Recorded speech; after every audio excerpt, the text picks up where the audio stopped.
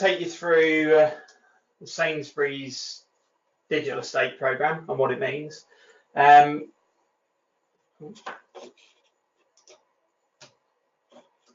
Okay, so before I get onto the programme, just a bit about me. So my name's Michael Barber. I'm the Property Systems Development Manager at Sainsbury's. I've been at Sainsbury's for about 11.5 years.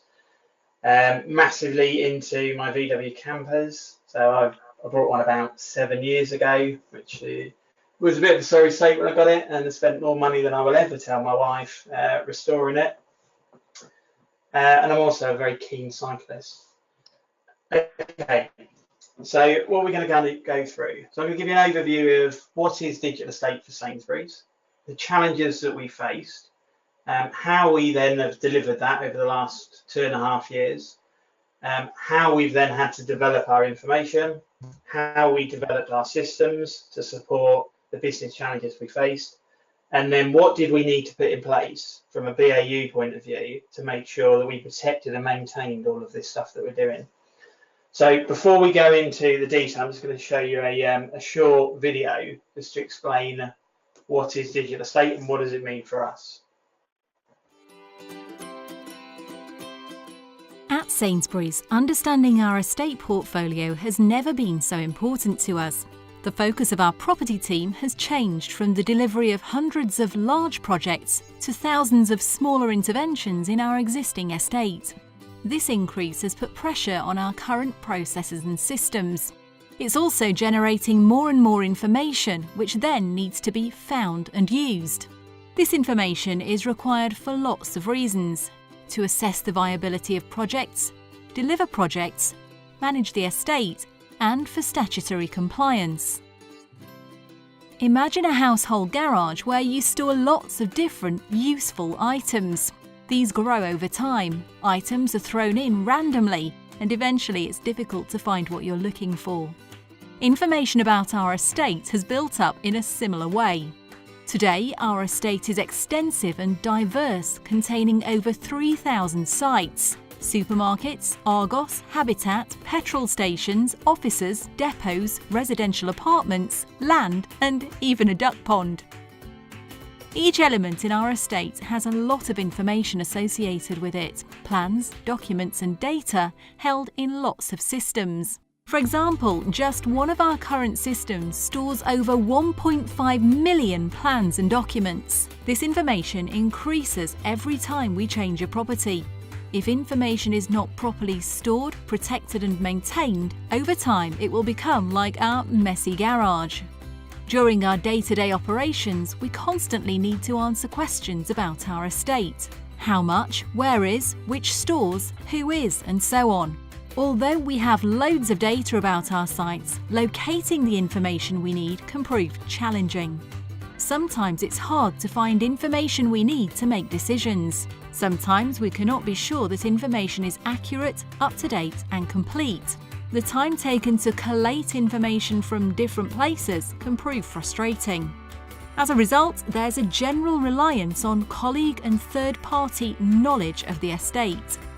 We need to improve this situation whilst continuing to deliver projects and manage the estate. Our digital estate programme will enable colleagues and partners to answer questions, gain insight and find information quickly, accurately, completely, through better information management and continued systems development.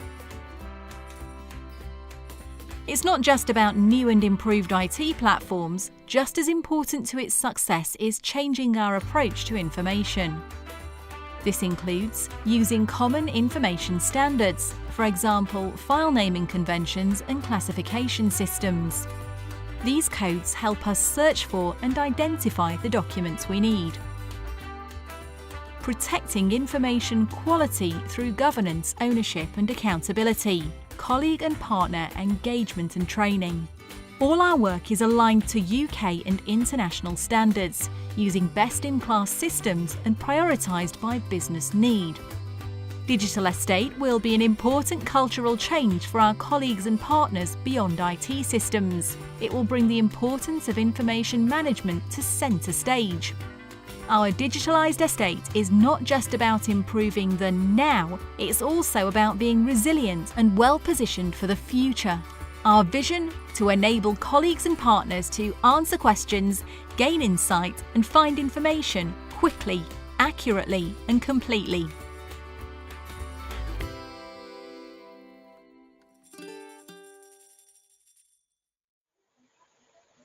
Okay, so that's a really high level overview around what we were trying to achieve. And just to touch on, so what is digital estate and what do we see it as? It is an enabler. It will enable our colleagues and partners to answer questions, gain insight and find information. And these are our kind of key measures around, we want to be able to do it quickly, and we want to be able to be confident in the information so we know it's accurate, and we want it to be complete. We want to make sure we've got all the information we need to answer the plain language questions we want to ask, and we're doing that through better management and continued development of our information and systems. So that's an overview of what we're after. What were the challenges that we faced, and how did this start? So the first bit that came to mind was the whole information challenge and the problem that we've now got around the 21st century. And it's a good problem to have, but how do we deal with that? So back in 1870, we had one store, everything was on paper, and actually we didn't have this challenge. We could find stuff, we knew where it was, we had designated people, and all they were doing constantly was looking after our information. And the big challenge came in probably the early 2000s, where we got this this new thing, the personal computer, and where it was so easy to capture information, where we then start capturing so much, but at the time, the amount of resource that we put behind it to look after and protect that information reduced. And now we're in a world where we've got cloud computing and big data and Internet of Things, and we've got so much data, we don't know what to do with it. And our estate has grown massively from the one store we had, and with the introduction of Argos and Habitat, to over 2,500 assets. And the way that we invest in our estate has changed massively as well. So we used to build a store, 5 years later we'd do a minor refurbishment, we might touch it and do a bit of a initiative or an innovation, and then we might do a couple more before we touch our store in another 10 years time. We're now constantly doing changes and rolling things out and trying to adapt to our customers' needs to give them things ASAP. And that's resulted in the problem around how do we keep track of the information that we generate as part of this, and how do we make sure that we can find things. And we've got this kind of information explosion at the moment where it was, we need help and we need to look at how we can answer questions quickly. So this was our original aspiration, where we need to be able to answer questions on how much have we got, how much does it cost us, how big is it, which stores have what features in it, who's responsible for maintaining stuff, and when does stuff expire. So it all started with some really simple plain language questions. And then we had this challenge where we've got a large technology stack, and information isn't siloed all in, or isn't stored in one place. It's siloed in lots and lots of different locations. So we've got loads of data. We relied heavily on our colleagues and our third parties, and when we tried to find things through that technology stack, it would take us a long time, which would result in additional cost, waste on time, potential risk, and potential loss of opportunity. So it was slow, it was incomplete, and it was inaccurate. So we use that technology stack and our information stack on our BAU needs to do our standard day jobs and our BAU functions, for enterprise reporting across our estate to understand what we've got, and some statutory reporting and compliance. And then there's this need on the other side around constant insight. So this is where we're trying to drive ourselves forward as a business. We're exploring ideas. We're constantly asking these questions around, so what have we got? Where are they? How much? Is it utilized properly? And that ultimately is driving innovation and defines and develops our investment program and where we're going to spend our money to give us the best financial return. And Traditionally, it was slow, is incomplete and inaccurate. It would take a long time to work its way through our stack. And that for us is digital estate. It's not a single system. It's a collection of the information that we need as a business to answer these plain language questions so we can drive ourselves forward. And our aim is to align that stack. And we didn't go into this with the aim of we're going to replace every single system we got and we're going to overhaul it with one area. We recognise that different systems are actually good at what they do within their areas, but there's a challenge that when a system holds some information and the system holds some more information, we need all of that collated together. We need to be able to pass them questions through our technology stack and our different teams across property as quickly as possible to enable us to answer these business challenges at an acceptable rate. And our aspiration, and I mentioned it before, is that we can do that quickly, we can do it accurately, we can do it completely. And that takes us back to the vision that I've mentioned a couple of times already. So that was the challenge that we were trying to achieve and the ultimate vision that we want. So how have we delivered that? And I wouldn't say we've done everything yet. We're on a journey. We're probably 2.5 years into that journey. And it started off very much that we, as a company, had heard this term BIM about 6-7 years ago. And it was all about how do we get to a point where we can start building all of our new stores and our extensions and our major investments in 3D, so we can get some really intelligent models that will tell us everything we need. And quite quickly we realised that, okay, that's great for everything we do new, but we've got an estate of 2,500 things that are all in 2D. And the way that we're now investing our capital has changed quite considerably, where we're not just investing in new stores, extensions or refurbishments.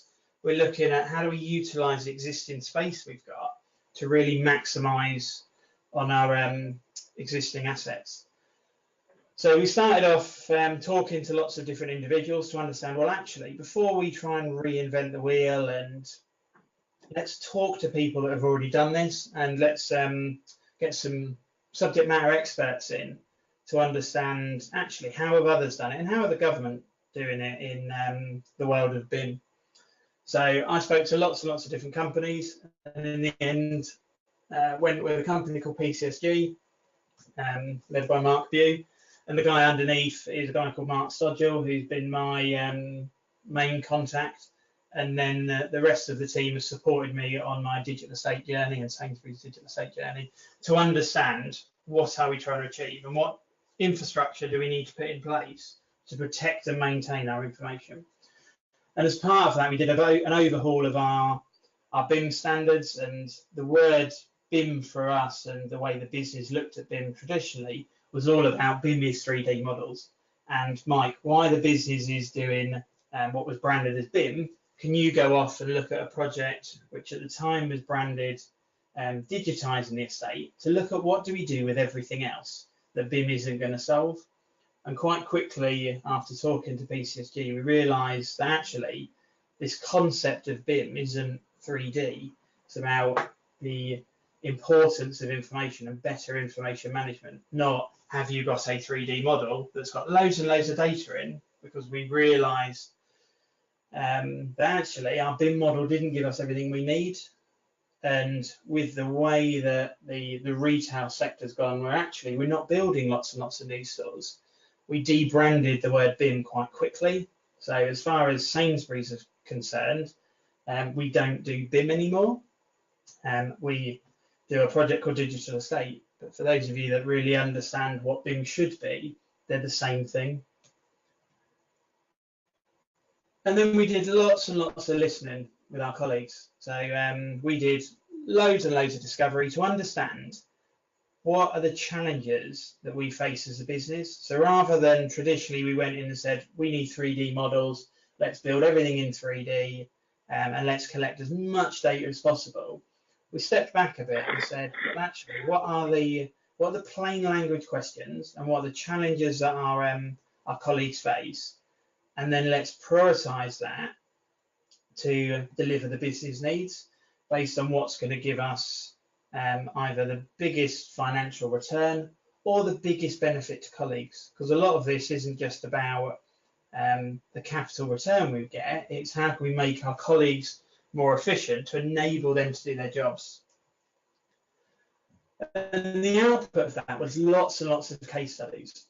So as we walked around the different teams, we found the challenges they had around whether it was our program team and how they capture governance around papers, or our section 106 payment reclaims, where we're entitled to a reclaim based on the council having spent some money for some highway works that we were expected to be done as part of that. All of that kind of stuff were opportunities that we were missing out on, where actually if we got to the point where we could trust our information, or if it was more readily accessible, that we could see a real business benefit. And this is just one example around solar panels. So Sainsbury's have got probably one of the biggest solar estates across our stores. And 4.5 years ago, we were in London. We moved from London to on the outskirts of Coventry to Anstey Park, and all that information around what PVs were installed, where they were installed, all the maintenance and that were all supplied to us on either CD or paper copies. As part of the move, got relocated somewhere, and they're probably sitting in some iron mountain somewhere. But ultimately, we lost them and we couldn't find them. So we did a big exercise about 2.5 years ago, recapturing that information through our externals and getting their support. And then about a year and a bit ago, we had an internal restructure. And the guy that captured all that information put it on his personal OneDrive. So he had it all readily available. And the second someone wanted to know about it, they knew who to contact. Unfortunately, as part of the restructure, he moved on, and we nearly lost it again. Luckily, one of our colleagues was searching through his information before they left and managed to find it in his OneDrive and capture it and take it off before we potentially lost that information again. So the output of that is we've developed 3 work streams, and I'm going to walk you through each of these. But the first one is around we need to develop our information, and we need to know that we've got the information we need to answer the plain language questions to enable us to run the business. We need to develop in our systems to make sure they do what we need them to do. And we need to manage our existing information and systems to ensure that anything we capture, we can protect and maintain it. And I've been quite strict with my teams to say, look, if we cannot protect and maintain, why are we spending the money in capturing it? And that was probably the biggest change that we had, where before it was let's capture everything. But if we can't protect and maintain it, my challenge has always been, well, what's the point? So let's step through each of these. So we'll kick off with information development. And that all started with one of the things we recognised quite quickly with this aspiration to connect systems and to connect data sets is everything's set up slightly different. We've got different hierarchies, we had different ways of storing information, and there wasn't a standard key and a standard way to align our information sets. So the big piece of work we did right at the start, before we even got too much into how we were going to host it and what systems we were going to look after it, we looked at, well, what is our information hierarchy? And for those of you that know Cody, this is loosely aligned with it when you get into the levels and spaces and rooms. So this is how it sits for Sainsbury's. We break ourselves into zones, which is as simple as North, Midlands, South. Each of them are then broken up into regions. Within a region, we've got a location, and that's where our legal entities align around our rates and rents, etc. And a location is a collection of what we brand as assets, and an asset can be a building, and whether that's a trading building or a non-trading asset we own, like a property, or it could be a piece of land, like a car park, or it could be a piece of land that we're going to future build on.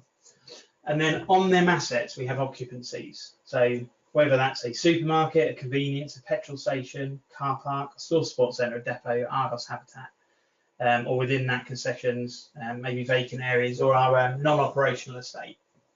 And then once you step into an occupancy, we break it down into levels, around ground floor, mezzanine, into individual rooms and spaces, which group together we classify as areas.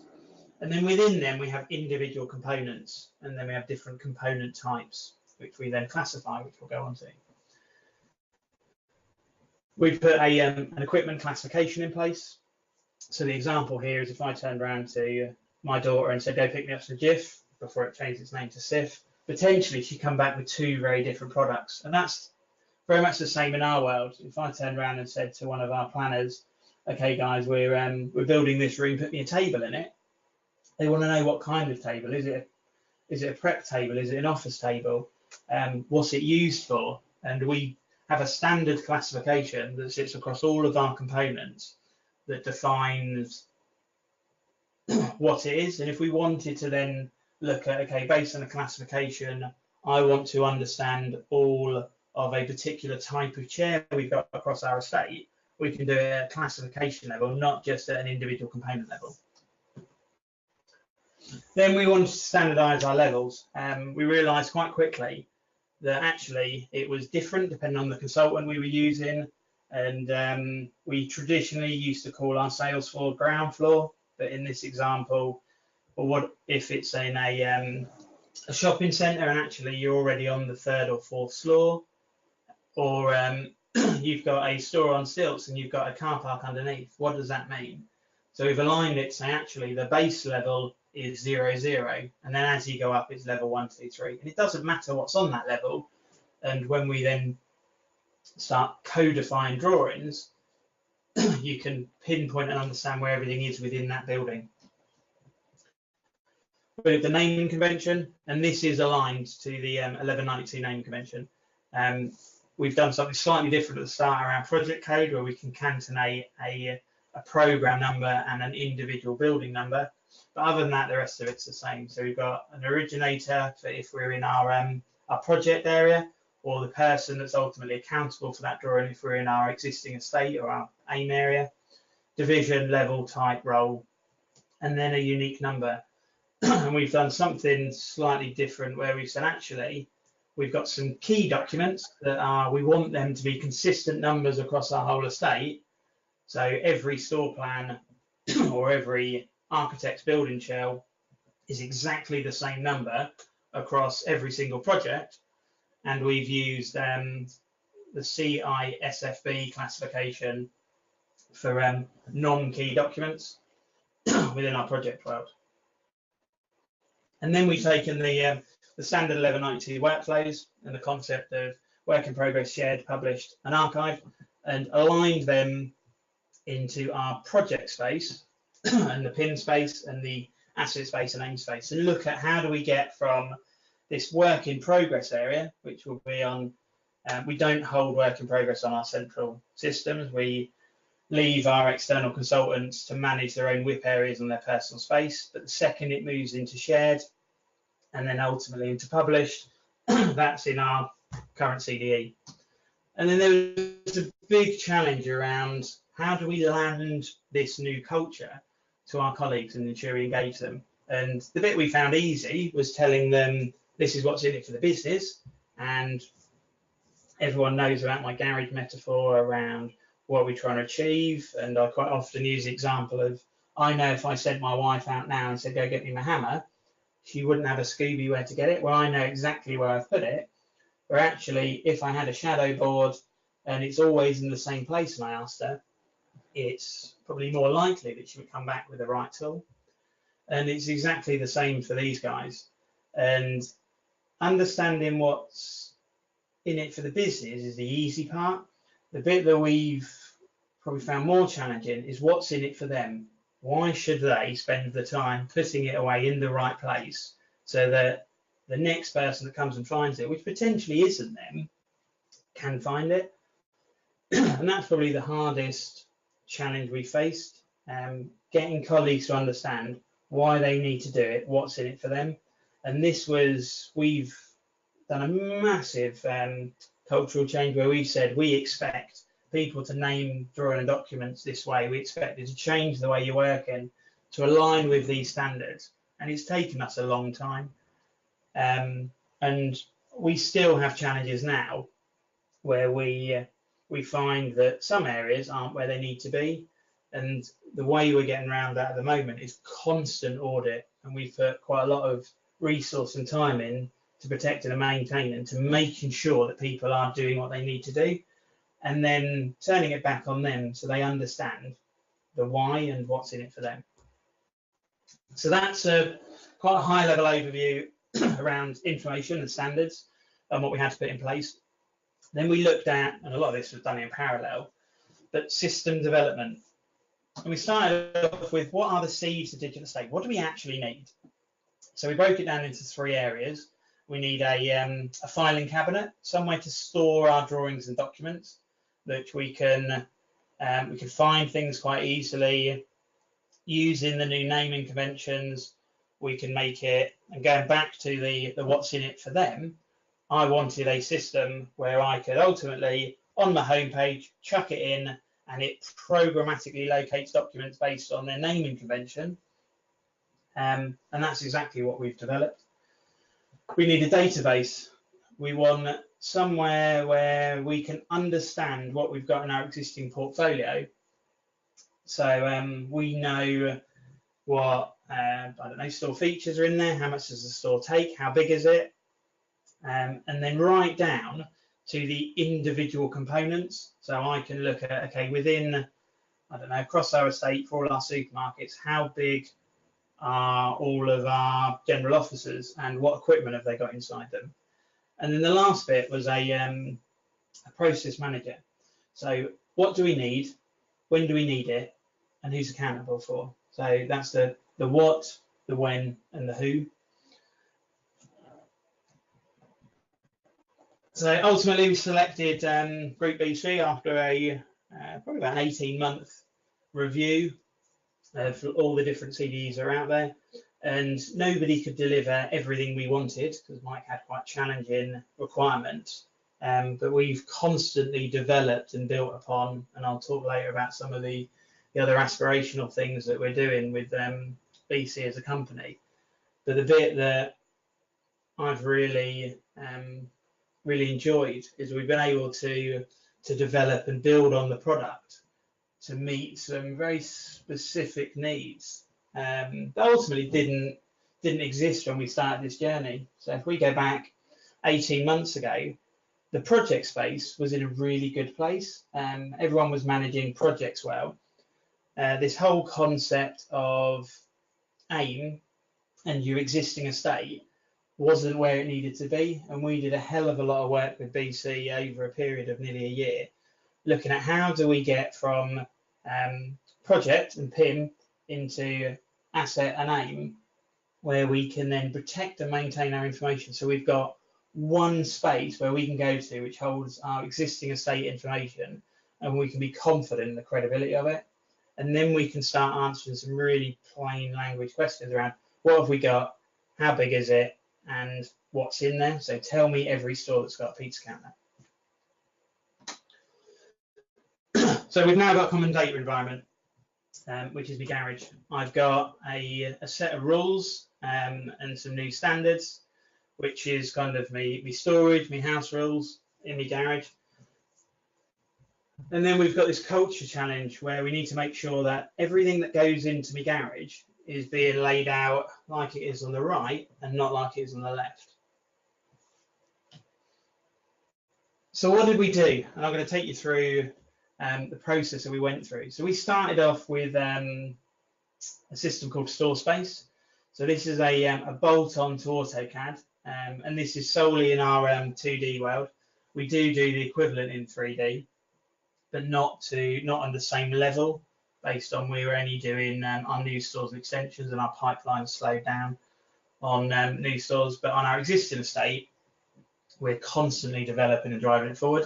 So we use a product called StoreSpace, and StoreSpace draws our store plans. It's a bolt into AutoCAD, and it standardizes our information and makes sure that we're using a defined set of components that are our layering structure.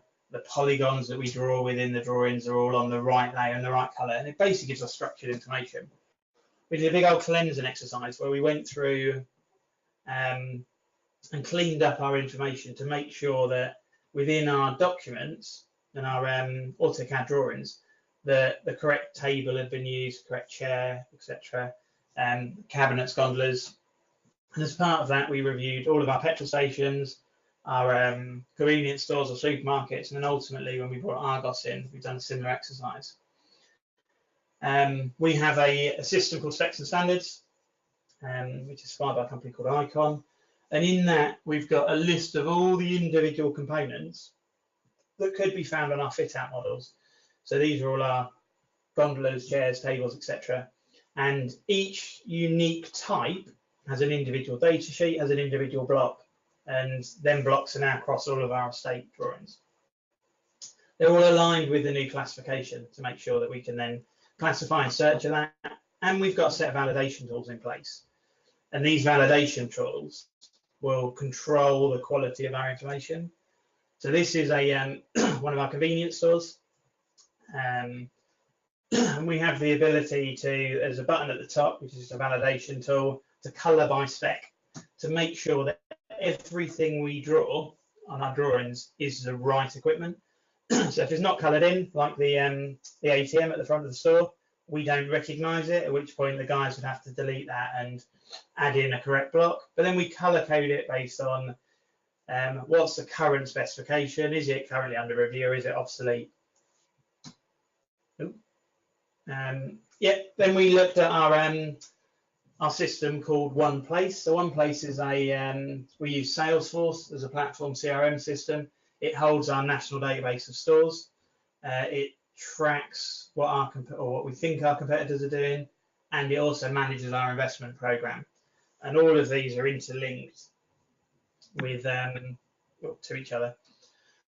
And we brought in our level around assets and locations, and we brought in all of our supermarkets, all of our convenience stores, our petrol stations, our store support centres and depots, and then our Argos estate. And then we've got One Property. So One Property is our instance of BC. We launched our existing estate first, because I wanted to get that right before we jumped into projects, which were already being managed quite well within our existing systems, just without the standard or standardization across our information set. So we launched our existing estate and our AIM space on the 7th of November 2016, and we launched our project space on the 17th of April 2017. We put on all of our drawings. We've then, from then, been able to pull out the classifications. So our One Property system is linked to our Specs and Standards system via an API that BC and Icon have supplied. And that has given us the capability to start running reports across our estate, so we can start to understand, well, what have we got? And this is really high level how it works. So we've got the blue box on the left-hand side. We use store space and AutoCAD to draw our plans. We've got store space in the top corner that we use to standardize the things that go on plans, to make sure that we're putting the right rooms on, the right sizes. There's a set of validation tools that will check to make sure that nothing's wrong, so that the user that's inputting that information is getting it right at source. It talks to specs and standards. So the tool set I showed you previously that's got the toolbar across, they'll place the equipment in and they'll drag and drop their customer service desk, their gondola, their equipment, and then they'll again run the validation tools to make sure that the information is what it needs to be before we upload it. It's all then renamed in line with the naming convention, so that when it gets uploaded to BC and our system branded as One Property, it knows what it is. So we've got the capability to chuck 100 drawings at our homepage that could all be named different things, and the system will read the name, and based on the way we've set our naming convention up, it knows exactly where to file it So you could upload 100 documents all in different, or that would sit in different folders or spaces across the system, and it will file them programmatically in the right space, which again goes back to what's in it for your users. We can then go back to the guys and say, look, if you do it this way, it will save you some of the laborious tasks the guys used to do, where they would have to navigate to each space or each project and file things individually. It knows where to put it based on the naming convention. So it goes into BC as well as your native files like DWGs and your PDFs, and any Word or Excel documents. The DXF, or an IFC if you're working in 3D, gets uploaded into the system and information gets extracted from it. And that ultimately populates an equipment and area database. And from that, we can then start pulling some really basic and simple reports from it.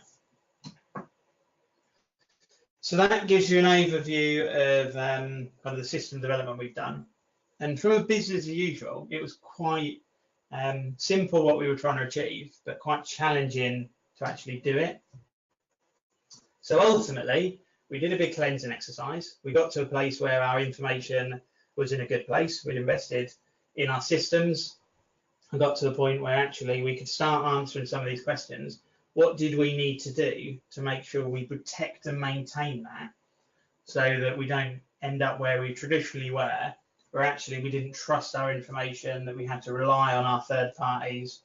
So how do we get to the point where we keep that information where it needs to be? And a lot of it came down to audits. So we've now put a designated team in place which constantly audit the information we want to protect and maintain.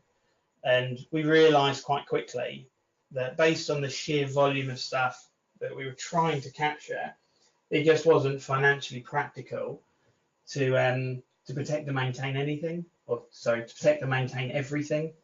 So we looked at actually what's important to us as a business, and that's what we're going to focus on. And we found, since we've put these audits in place, that we're constantly kind of shifting through. We'll focus on one area, and we'll then drive the quality of that area up, at which point, after 3 or 4 months of maintaining that area, once it's got to a good base, we found that was quite steady. And then we've moved the team onto a different area to focus, driven that up, still gone back and looked at some of the previous areas we've done. But actually, because we've embedded that behavioural change and that cultural change across our consultants, that it not dropped down as much as it was previously. So we've got our audit team focusing on the areas that we need confidence in, to ensure that actually we can protect and maintain the information we need.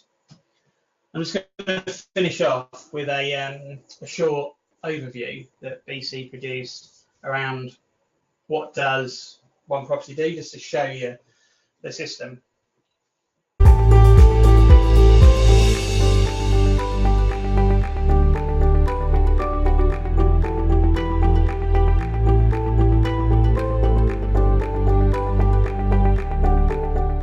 Now all the latest store information is available in a few clicks. You can quickly and easily search for stores or assets. You can go straight to the key documents, such as the store plan in various formats, such as DWG, IFC or PDF, all now securely available to team members online. Each file version is controlled so the team know they're looking at the latest version to find out what assets it contains and how much space it occupies.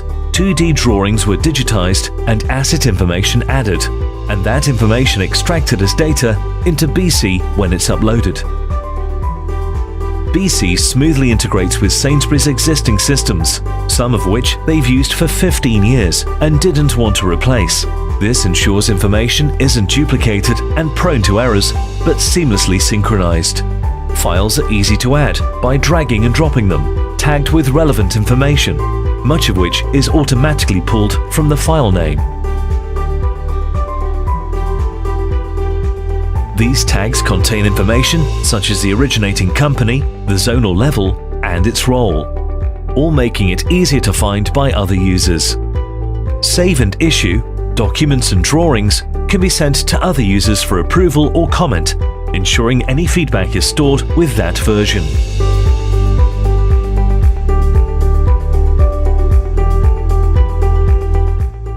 Now investigating where your assets are and how many you've got is simple. For instance, here we're looking to see if a store features as a particular type of pizza counter.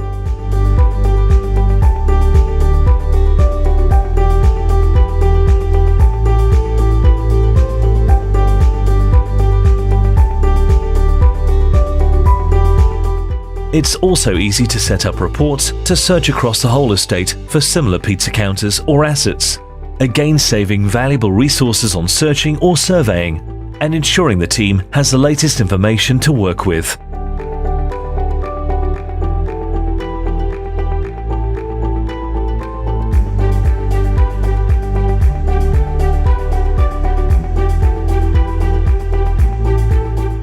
With one property, Sainsbury's can now answer plain language questions about the whole estate quickly and easily, and from one location.